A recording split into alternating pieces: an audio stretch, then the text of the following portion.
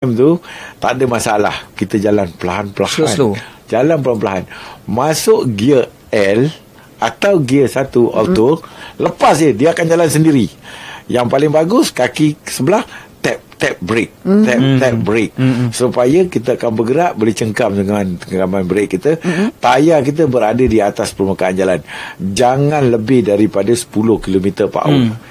Kalau kita laju-laju, kita akan jadi sampan. Bila kita jadi sampan, kereta kita akan ke tepi, bukan duduk tengah. Tak boleh. Dan mata kita kena terang lah, supaya kita boleh nampak line-line putus. Walaupun dah 6 inci tu, line yang ada di atas jalan tu boleh nampak. So kita dah duduk tadi line tengah, kita kena duduk line tengah tu, terus dia ikut line tu. Bila dah tak nampak, kena cari line kanan lagi. Ada nampak tak? Nampak, kena duduk line belah kanan pula yang nampak. Sebab bila dah tak nampak tu, dah lebih daripada 1 kaki lah. Air, mana ada air atas jalan cantik bersih, ada ke? Tak ada. Semua air tanah, Color-color.